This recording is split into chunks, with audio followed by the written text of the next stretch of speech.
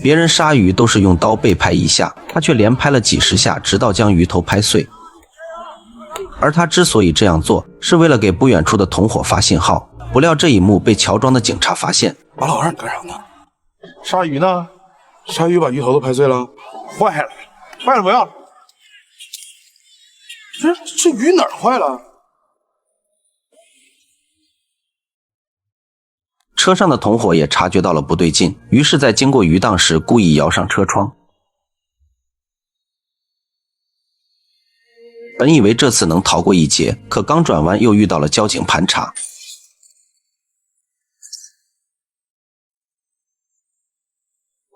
眼看无路可退，两人只好硬着头皮往前开。这时交警招手将车子拦停，小伙强装镇定询问发生了什么事。临时收检，驾驶证、行驶证、运营证。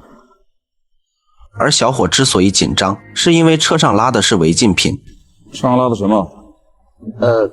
冰块。打开看看。在交警的再三要求下，他只好乖乖把箱门打开。另一个人则将手藏进衣服，悄悄站位到交警身后，以便应对接下来的突发状况。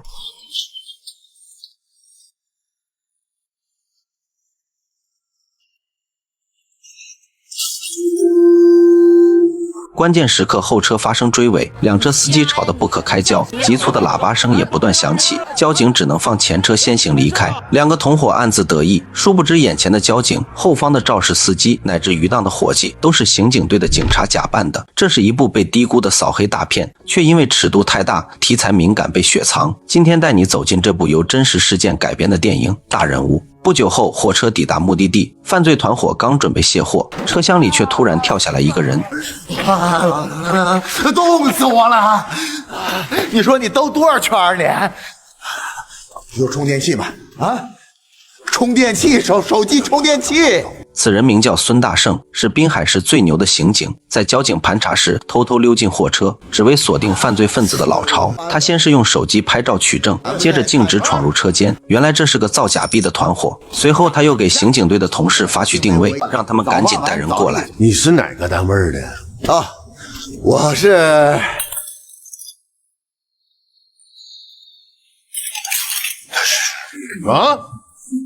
弄死他！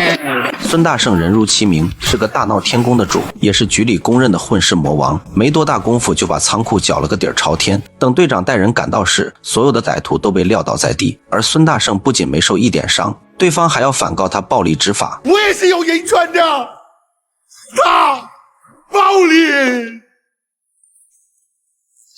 可就是这样一个无所不能的男人，竟然也会因为学区房而感到困扰。儿子正处在小升初的关键阶段，买房成为家里的头等大事。可现实是学区房一房难求，摇号的人从街头排到了街尾，夫妻俩也因为这件事争吵不休。这令孙大圣不厌其烦，于是决定找老同学王峰帮忙。王峰常年混迹于商界，自然认识不少大人物。在他的牵线搭桥下，孙大圣认识了地产集团的二少爷赵泰。可作为一个老刑警，他一眼就看出赵泰不是好人。孙大圣，咱们滨城的刑警，人送外号滨海 FBI 火眼金睛孙大圣。随后王峰又介绍起在座的朋友，有红遍全国的女明星，有做进出口贸易的大亨，还有某集团公司的老总。只有孙大圣显得格格不入，而他看中的那套学区房正是赵泰旗下的产业。换句话说，只要今天把赵总陪好了，买房也不过是他一句话的事儿。可孙大圣却突然有些后悔，因为他不是一个委曲求全的人，更何况对方还是个纨绔子弟。于是他以局里有规定为由，拒绝了赵泰递来的酒杯，而这自然引起了对方的不满。敬你酒呢。你这样，我喝水，以水代酒啊！来，一样啊，赵总。来，我敬你啊！一旁的女明星连忙站出来解围，要替赵泰跟孙警官喝一杯。这杯酒我替赵董喝了。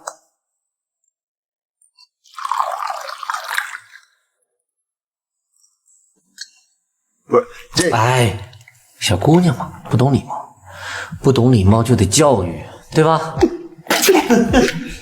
这时赵泰又提出要看孙大圣的配枪，在座的人也纷纷跟着起哄。他解释说不执行任务不带枪。你没带，我带。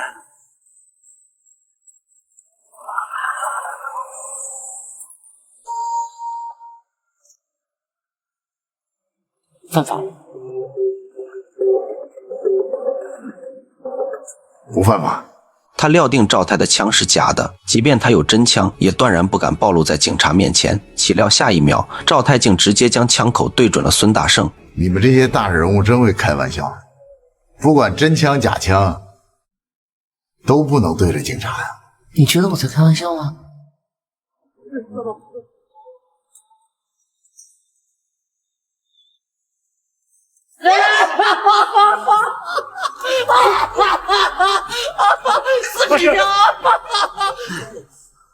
真的是，要不说人家是个警察，好牛啊！你才是个大人物。而此时的赵太浑然不知，他将会为今天的行为付出沉重的代价。隔天，赵氏集团举行年度总结大会，可上台发言的却是大少爷赵康，这让赵太感到十分不爽。在父亲眼中，赵康才是正宗的接班人，而他只是父亲的私生子。为了巩固自己的家族地位，他迫不及待地想做出成绩给父亲看。三号地的事怎么样了18个月能完成。 ？12个月。只是时间太紧的话，资金也是问题啊。时间紧，就先把外墙干起来，要让它面上过得去。资金的问题，把别墅区拆掉一半，盖上小户型的学区房，不就搞定了吗？可是3号地这不是学区，那就变成学区。迫于赵太施加的压力，手下的工程队只能加快拆迁进度，可部分租户的合同还未到期，提前缴纳的房租不予退还，所以租客自然赖着不肯搬走。其中就有孙大圣的朋友陈永强。你怎么还跟那儿修车呢？不是早就通知让你搬走了吗？我告诉你啊，我不吓唬你，也许今儿晚上就拆，赶紧的。老陈为人老实本分，靠修车养活儿子，怕他被这帮人欺负，孙大圣便留下联系方式，告诉他有事就打电话。临走前还送给男孩一个玩偶。晚上老陈被一阵敲门声惊醒，对方声称有急事找他，可打开门才发现是拆迁队的人，他们强行将父子俩赶出家门。只见街道上站满了租客，那场面竟不输一场反暴行动。多一度任务就好了办，给我拆！当一切尘埃落定后，原本温暖的家已然变为废墟，时不时还传来痛苦的哭喊声。男孩在废墟中翻找着什么，正是孙大圣送他的玩偶。他高兴地展示给父亲，父亲努力挤出一丝笑，却依旧遮不住眼里的泪。或许对于他们这种小人物来说，能做的只有默默承受，可作为一个父亲，他要给儿子树立榜样。于是他找到拆迁队的队长，第一次挺起胸膛向他讨要剩余的房租，可得到的却是一顿羞辱。我是不是给你脸了？知道什么叫最终解释钱吗？老陈不想轻易放弃，隔天便来地产公司闹。岂料这一幕正巧被赵太撞见，考虑到现在是敏感时期，赵太便吩咐手下将父子俩带进了办公室。拆迁队队长急忙赶来，一脸惊恐，招呼老陈赶紧离开。让我这处理。你打算要多少钱的赔偿？这我在家算了一下，3800。哎呀，3800万。不是3800万，是3800块。你看啊，我的房租是1个月700，我租了7个月零28天，还剩4个月，所以合计起来是2840。家里的东西啊，就按1000算吧，应该是3840。赵总，那40块我就算了。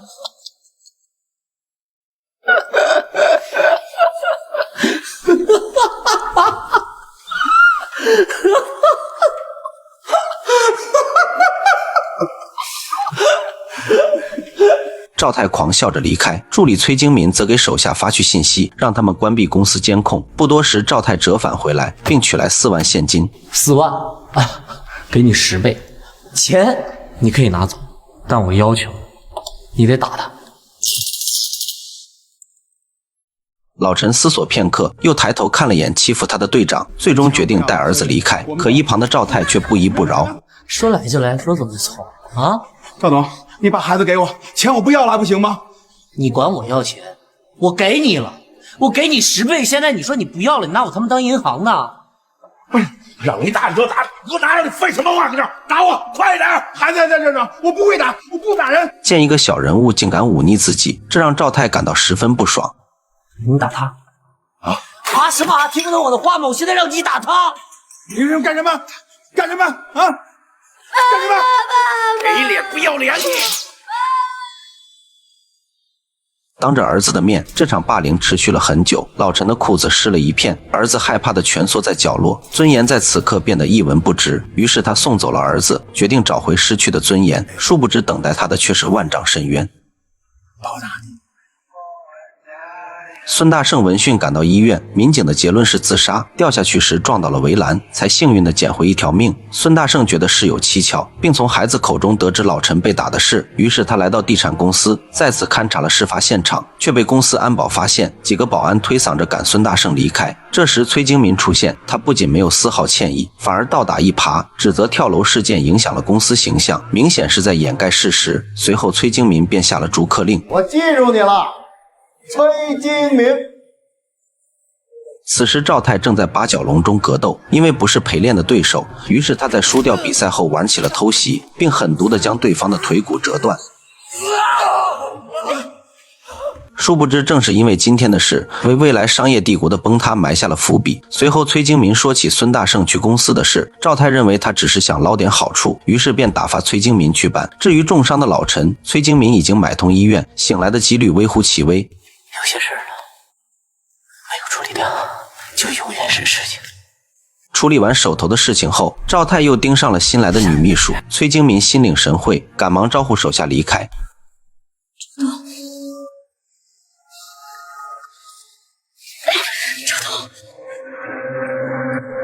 隔天崔京民便找到了孙大圣的妻子，送美金，送名牌包包，还送了一套学区房，却没想到被对方断然拒绝。很快孙大圣得知了这件事，于是决定给赵泰点教训。这天赵泰正在跟国际友人谈合作，孙大圣一脚油门冲了进来，3两下便放倒了阻拦的保安。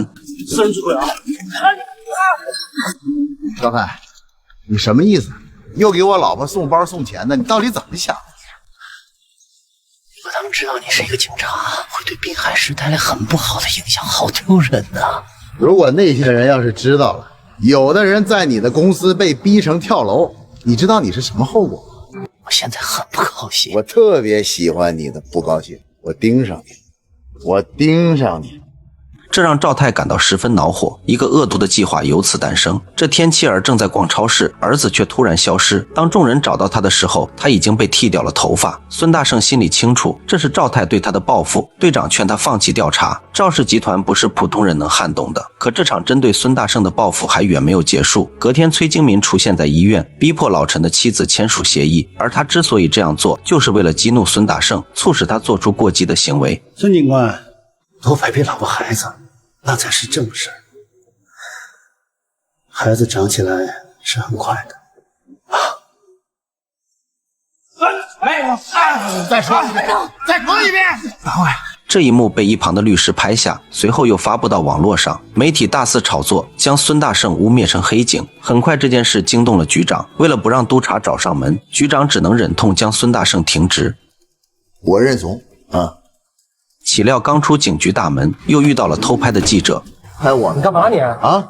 拍我呢是吧？拍了，来，拍！赵泰，我告诉你，陈永强在你们公司跳楼了，这个事儿你躲不了。跳楼事件闹得沸沸扬扬，赵氏集团陷入舆论风口，旗下数只股票陆续跌停，赵老爷子只好亲自出山掌控大局。我一直觉得你从没像我，看来我走眼了。你跟你妈一个德行。董事长，是我让你来帮忙的，你是干嘛？还不懂事，也不懂事。他警告赵泰要收敛一点，剩下的则交由他来处理。事情的起因是差遣队长洪铁军，也该到他这里而结束。给1万打个电话，让2个东欧人来处理。可赵泰又怎肯轻易认输？他做一切的目的都是为了向父亲证明自己，而如今父亲对他只有厌恶，这令他陷入极端的疯狂，以飙车来发泄内心的愤懑。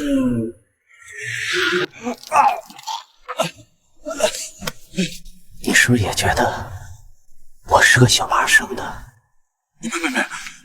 为什么这么简单的事儿你都干不好？为什么？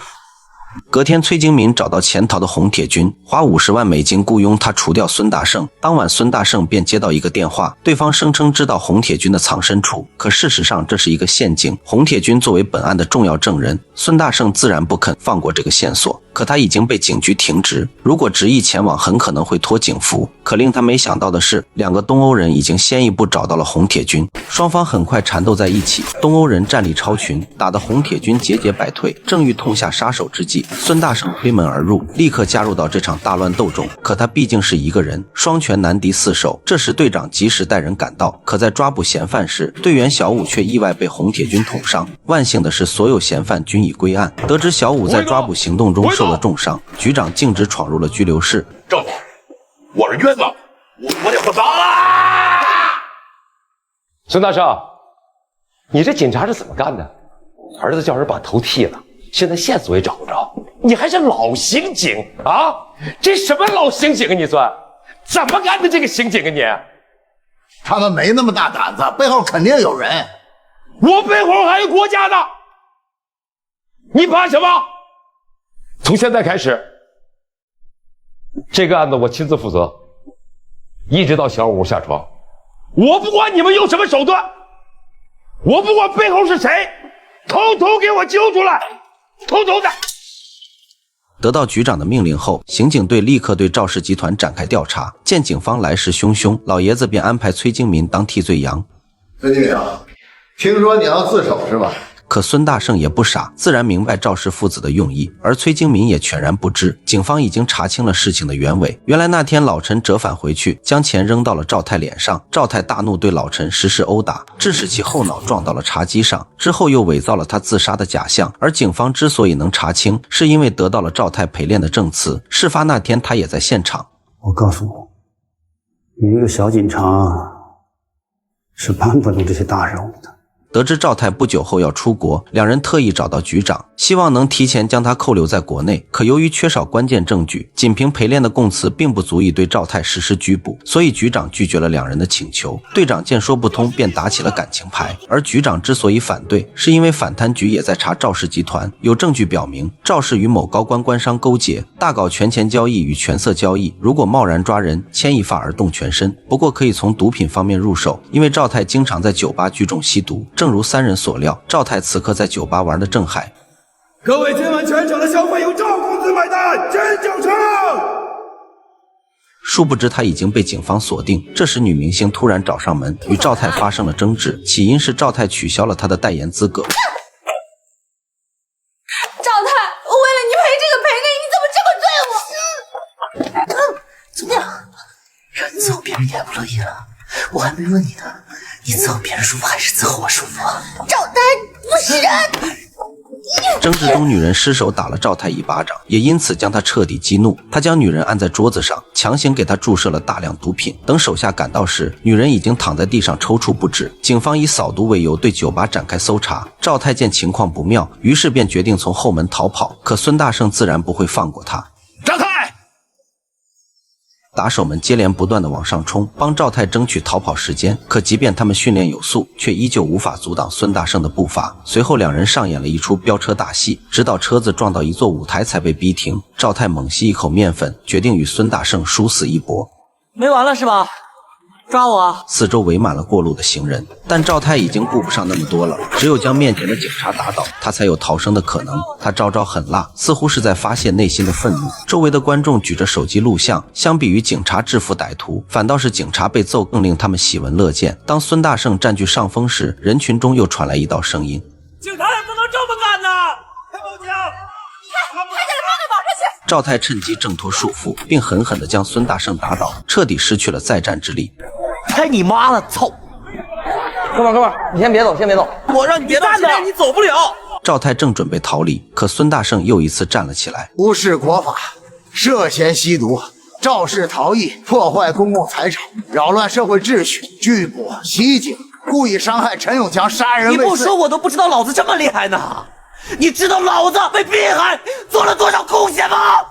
不管你是多大的人物，我一定将你依法拘捕。经过一番激烈的打斗，赵泰最终还是败下阵来，被孙大圣依法拘捕。不久后，赵氏集团涉案人员全部归案，背后的保护伞也浮出水面。陈永强遭受的不公得以伸张，儿子也明白了正义2个字的分量。或许就像那句话一样，正义也许会迟到，但永远不会缺席。影片中多次提到大人物，而真正的大人物并非权贵，而是那些以平凡之躯捍卫公义的人。只要有人能挺身而出，便能以萤火之力撕开黑暗的裂缝。因为热爱，所以坚持。我是老将，我们下期再见。